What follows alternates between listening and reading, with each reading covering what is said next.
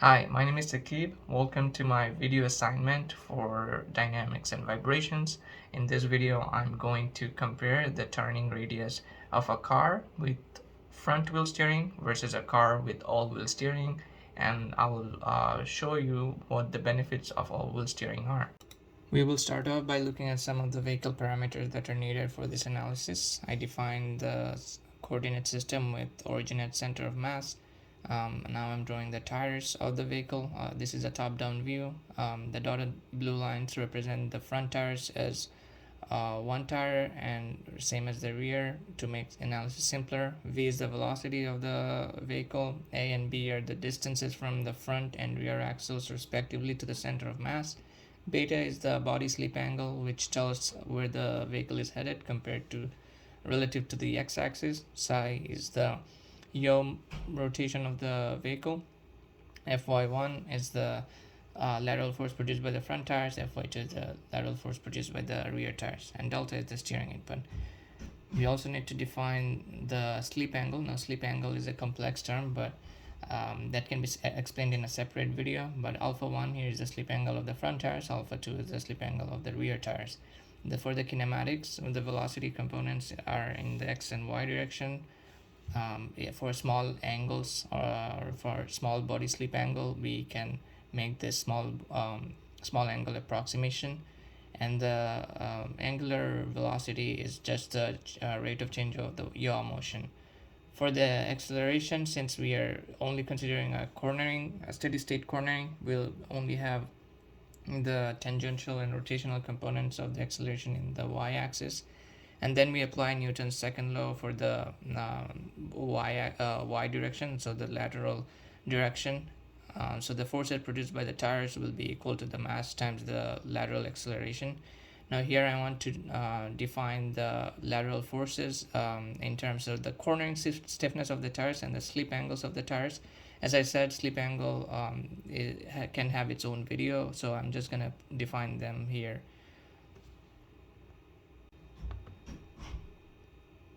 So from there, after rearranging the equation, we get an equation in terms of the rate of change of the body slip angle, and we rearrange some more to get it in terms of the body slip angle, the yaw rotation, and the steering input.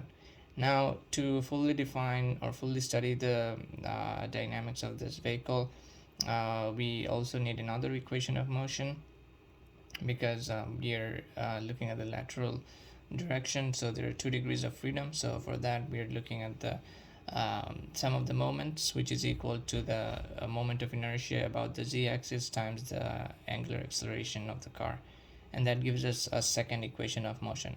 Using both these equations of motion, we can form a state equation. As you can see here, on the left hand side we have the change in state variable, then the A matrix, the state variable, the B matrix, and the and U is the vector that defines the input to the car. Due to steady state conditions, we can say that there is no change in our state variable, and for constant input we have a constant state variable. And I'm going to replace the angular velocity with the linear velocity over the turn radius of the car, because ultimately we want to compare the turn radius of a front wheel steered car versus an all wheel steered car. So this is the simpler form of our state equation. Now from there we have 2 equations that we have algebraically manipulated a little bit. So and we are going to add the 2 equations so that we can express our turn radius in terms of the steering input.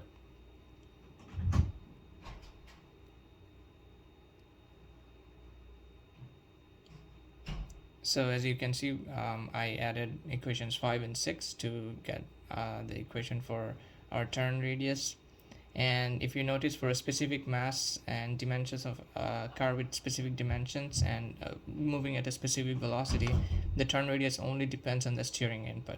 So this was for the front wheel steered car. For the rear wheel steered car, it's going to be the same thing, but just the B matrix times the input vector is going to change, because now we have steering at the back as well. So that I define as delta 2, steering at the back, and delta 1 is steering in the front.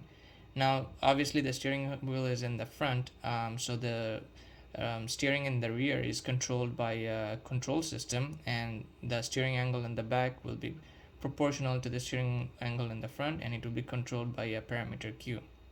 For simplicity, I'll call delta 1 as just delta, and if we follow the same derivation method, we end up with the equation for the turn radius, where the turn radius still depends on the steering angle, but also an extra parameter now, which is 1 minus q.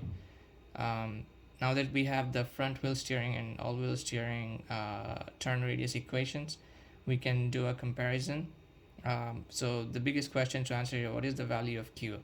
Now the value of q actually changes with the velocity of the car.